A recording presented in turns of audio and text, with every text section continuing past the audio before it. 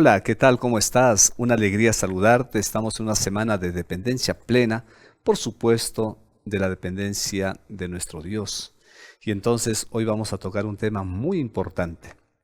Dependencia íntima, victoria pública. Claro, porque el cristiano que tiene relación íntima con Dios, forzosamente o de manera natural va a tener victoria pública. Y eso lo vemos en la vida de 4 jóvenes. Cuando Daniel y sus amigos estuvieron ya en Babilonia y el rey Nabucodonosor se le ocurrió tener en el palacio a jóvenes exclusivamente que sean de Israel.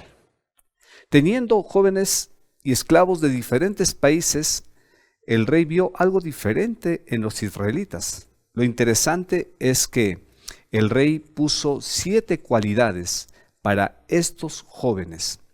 Y estas cualidades le encargó a Aspenaz. ¿Te imaginas tú a Aspenaz buscando entre miles de jóvenes israelitas a quienes cumplirían las 7 cualidades? Porque hay una cosa. Cuando el rey pidió esto, no le dijo, tráeme a los mejores o a los que cumplen los mayores requisitos, no. El rey dijo así, tráeme a los que tengan los 7 requisitos. ¿Y de qué requisitos estamos hablando? Te invito para ir a la palabra de Dios en el libro de Daniel, capítulo 1, verso 3 y 4. Dijo el rey a Aspenaz, jefe de los eunucos, que trajera de los hijos de Israel del linaje real de los príncipes, muchachos en quien no hubiera tacha alguna. La primera cualidad, muchachos en quienes no haya tacha alguna. Es decir, puros, honestos, transparentes, de mirada sincera, de acciones sin ningún interés personal. Hombres que se mantuvieran de parte de la verdad, como dice Elena G. de White, aunque los cielos se desplomen. Sinceros, leales como la brújula al polo. Y ahora, ¿cómo los encontró? Seguramente entre ellos empezaban a filtrar. Porque cuando Aspenaz dice, vamos a llevar a jóvenes al palacio, ¿quién no quiere ir a un palacio? La vida en un palacio cambia. No se duerme como un esclavo o como un extranjero duerme. No se come como alguien que está fuera del palacio. Es diferente la vida. Hay privilegios. Adentro hay algunas cosas que no se vive fácilmente afuera. Y entonces tendrían que ser muchachos que no tuvieran tacha alguna. Y entre tanta pregunta y entre tanto sorteo y filtro que hubo, entonces empiezan a relucir 4 jóvenes con una mirada franca, y era Daniel, Sadrach, Mesach y Abednego. Qué linda experiencia. Pero no solamente eso, sino también la segunda cualidad dice, de buen parecer. Y esta cualidad para mí es magnífica. Por la siguiente razón. La circunstancia nunca manejó el corazón de Daniel. La circunstancia no manejó el corazón de los amigos de Daniel. Ellos estuvieron por encima de la circunstancia, porque tienes que entender una cosa, que cuando tú estás en un país extraño o estás en un estado de esclavitud, normalmente uno deja de los cuidados personales a un costado. Pero estos 4 jóvenes, a pesar de su situación migratoria o la situación de esclavitud, sabían amarse a sí mismos, sabían mantener su identidad, sabían cuidar su personalidad. No es que eran hipócritas, ellos cuidaban la buena apariencia, es decir, el corte de cabello, la vestimenta limpia, trataban de estar lo mejor presentables, y cuando ellos estaban en la calle podrían haber dicho, mira, estos 4 son diferentes a todos los jóvenes israelitas. Y qué privilegio, ¿no? Qué privilegio y qué alegría saber que uno se va identificando porque se ama a sí mismo y tiene cuidado. Pero no solamente eso.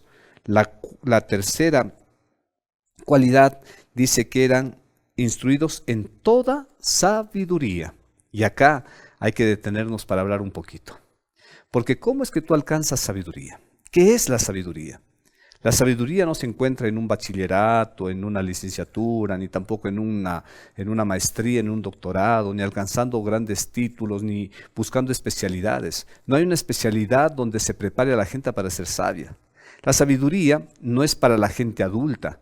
Tampoco está reprimida para los jóvenes o los niños. La sabiduría es una virtud que se aprende en casa, cuando los padres se les enseñan a los hijos para ser sabios para la vida. Y Daniel y sus amigos fueron instruidos en casa. ¿Qué es sabiduría entonces? Sabiduría, en primer lugar, es saber analizar, detenerse, mirar las cosas, analizarlas. Segundo lugar, para ser sabios hay que diferenciar, después de un análisis profundo, qué es bueno y qué es malo, ¿no? Y una vez que tú ya has diferenciado qué es bueno y qué es malo, ahora te quedas con lo bueno. El tercer paso es quedarse con lo bueno. Y el cuarto paso es desarrollarlo.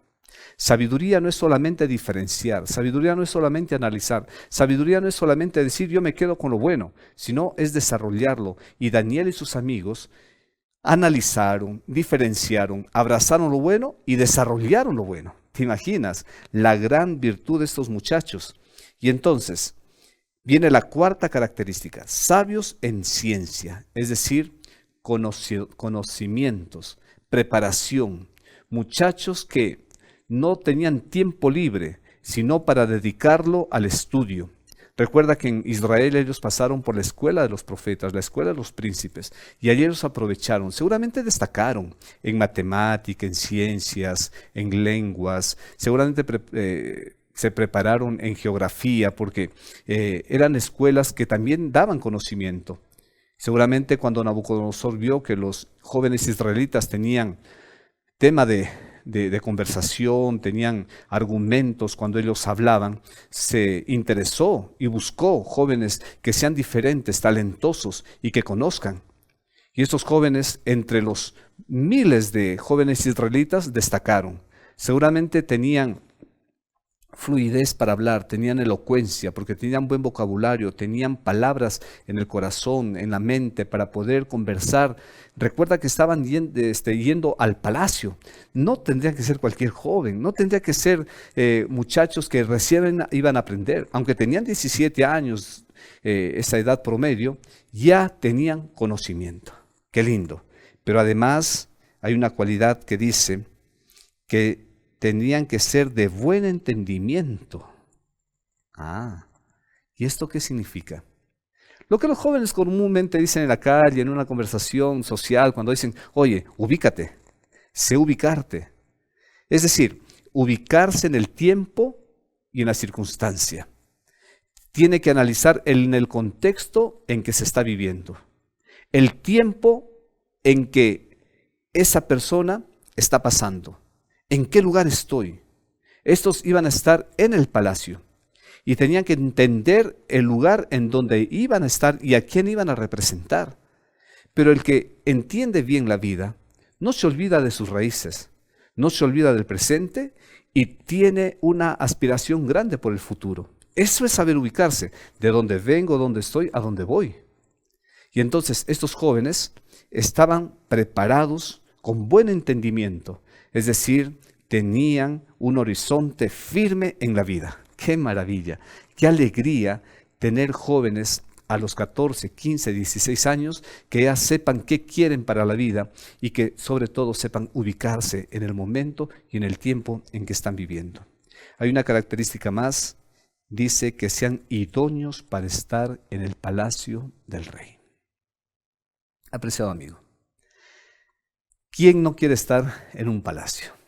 Pero tenían que ser idóneos, tenían que estar preparados para saber conversar con la gente de la clase alta, con los gobernadores, con los ministros, con las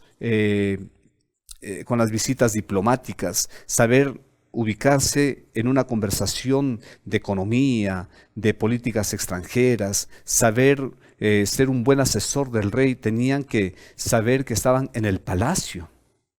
Y entonces estos jóvenes estaban preparados, pero una cualidad más.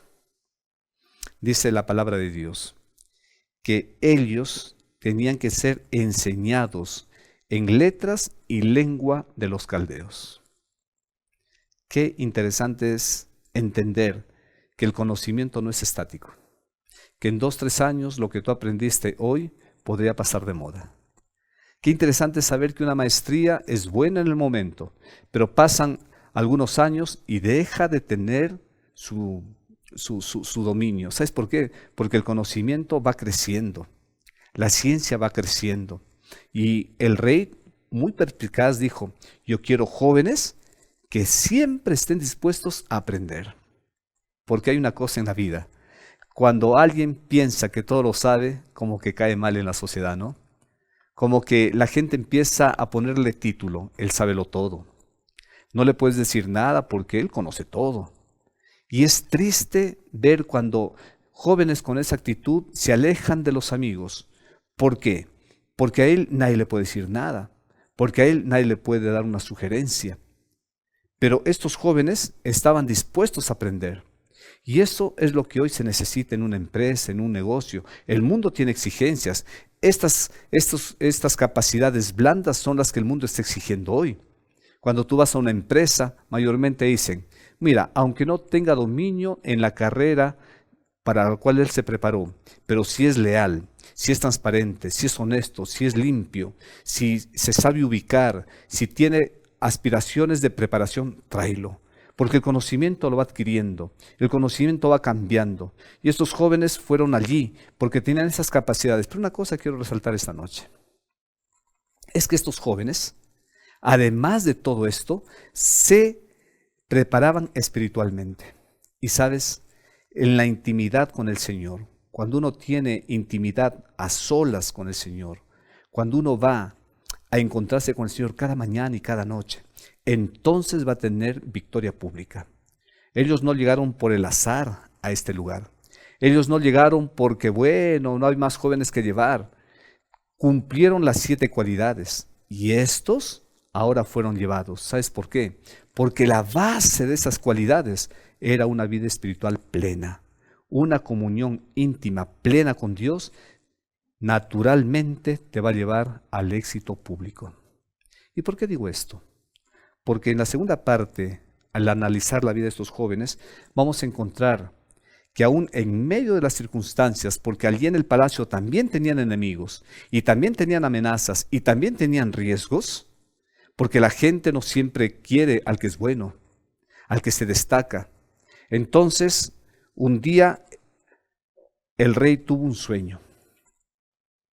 Lamentablemente se olvidó del sueño. Y tú conoces la historia del sueño de Nabucodonosor. Entonces él pidió, si no adivinan, entonces van a tener que morir los sabios y los adivinos. Y estaban condenados a muerte muchos. Pero Daniel, interesantemente, va donde el responsable y le dice así, en Daniel capítulo 2, versos 16 y 17.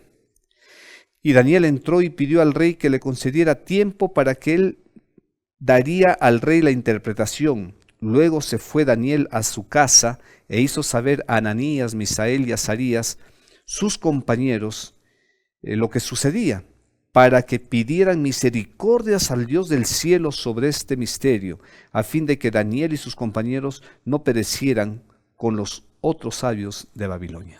Qué lindo. La comunión íntima con Dios en los momentos difíciles de la vida. Cuando todos te dan la espalda, cuando la amenaza llega a las puertas, cuando hay traición muchas veces, cuando a veces no sabes qué hacer, entonces la buena administración de la vida, la adoración, la administración de las cosas sagradas, el ser un fiel mayordomo empieza en la intimidad con Dios. Y Daniel buscó a sus amigos, a Ananías, a Misael, a Azarías, por favor vamos a clamar a Dios. ¿Te das cuenta que la gloria pública es el resultado de una intimidad con Dios?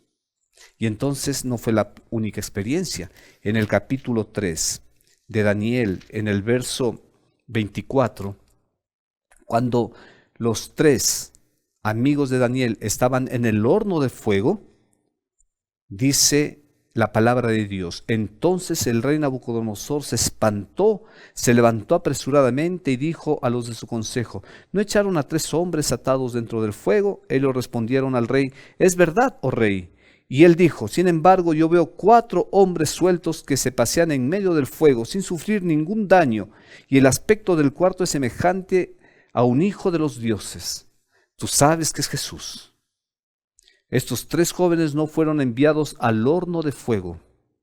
Estos 3 jóvenes fueron enviados para encontrarse con Cristo en medio del fuego. Porque la intimidad plena con el Señor te va a llevar a dar testimonio de manera natural. No fue la última experiencia. Cuando nosotros vamos al capítulo 6, en el verso 21, dice: entonces Daniel respondió al rey: vive, rey, para siempre. Mi Dios envió a su ángel, el cual cerró la boca de los leones para que no me hicieran daño, porque ante él fui hallado inocente, y aún delante de ti, oh rey, yo no he hecho nada malo. ¡Qué maravilla! No fue enviado al foso de los leones, Daniel. Para aquel que tiene íntima comunión con Dios, es enviado para encontrarse con el ángel. Las circunstancias no pueden manejar tu vida, pero cuando tú te abrazas de Dios, estás por encima de la circunstancia y vas a ver el poder de Dios en tu corazón. ¿Quieres ser un fiel mayordomo? ¿Quieres ser un fiel adorador? ¿Quieres ser un fiel administrador de las cosas sagradas? ¿Quieres tener hábitos saludables, hábitos de comunión, hábitos financieros como deben ser? Entonces tienes que empezar en la presencia de Dios. Y ahí vemos en Daniel una experiencia más en el libro, en el capítulo 9, verso 21. Aún estaba hablando en oración. Mira, seguía orando, seguía preparándose, seguía estando en comunión con su Padre. Aún estaba hablando cuando el varón Gabriel, a quien había visto en visión al principio volando con presteza, vino a mí a la hora del sacrificio de la tarde. Sabes, después de un año, cuando Daniel no entendía la profecía de las 2300 tardes y mañanas de Daniel 8:14, él va al río Hidekel, está clamando y orando, está en comunión con Dios, porque hay cosas que no entiende, y el Señor manda al ángel Gabriel, al que reemplazó a Satanás en el cielo, al ángel poderoso y comandante de los ángeles en el cielo, aquel que cuida el trono del Señor. Ese ángel Gabriel vino para hablar con Daniel, y ahora en su comunión íntima, el Señor le está preparando para la gloria pública.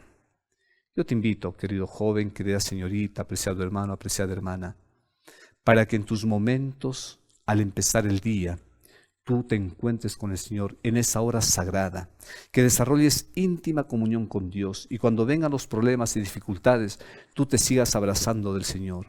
Mira a Daniel, amenaza de muerte por no adivinar el sueño, y Daniel va con sus amigos para clamar en intimidad con el Señor. Mira a esos 3 jóvenes, acusados por no adorar a una estatua de oro, son enviados no al horno de fuego, sino fueron enviados para encontrarse con Cristo en medio de la mala circunstancia. Mira a Daniel, no fue para ser comido por los leones, fue enviado para encontrarse con el ángel. Qué linda experiencia aquel que tiene una íntima comunión con Dios. Y entonces Daniel vivió 90 años de edad. Y Daniel tenía el rostro como la de un niño, la piel rosada por la vitalidad que tenía él, el estado físico como la de un joven, los cabellos blancos porque tenía la autoridad. En el palacio nadie quería ver el rostro de Daniel, porque él influenciaba por su vida espiritual. ¿Sabes? Fue consejero de 5 reyes en 2 reinos, babilonios y medos y persas. ¿Sabes lo que significa eso? Que aquel que tiene íntima comunión con Dios alcanza la gloria pública. Y si en esta tierra tú no alcanzarías una gloria pública, no te preocupes, porque alcanzarías el cielo. Daniel no se dio cuenta de la influencia que él ejercía en el palacio. Y sin embargo, en el capítulo 12, el último verso, verso 13, el ángel le dice: en cuanto a ti, oh Daniel, tú irás hasta el fin y reposarás y te levantarás para recibir tu heredad al fin de los días. Qué linda promesa para aquellos que aprendemos en esta tierra a caminar con Dios, para aquellos que aprendemos a depender de Dios, para aquellos que dedicamos la primera hora de la mañana para encontrarnos con Dios, para orar, estudiar su palabra, para aquellos que deciden amar los principios. ¿Sabes lo que te tiene Dios preparado? De repente no la gloria pública, de repente no el reconocimiento humano, pero sí un galardón en el reino de los cielos. ¿Quisieras estar allí? Mira a Daniel, no solo se preparó espiritualmente, se preparó físicamente, rechazó la comida del rey porque se abrazó de la comida de Dios y entonces alcanzó la gloria. Y estoy seguro que cuando Cristo venga, Daniel estará entre los redimidos. Quisieras estar tú un día en ese cuadro precioso entre los redimidos para conocer a Daniel y preguntarle cómo fue su ángel, cómo fue la experiencia. Para preguntar a los 3 amigos de Daniel y cómo fue la experiencia del horno. Pero tú puedes pasar esa experiencia también si cada día dependes plenamente del Señor. Quiero orar por ti.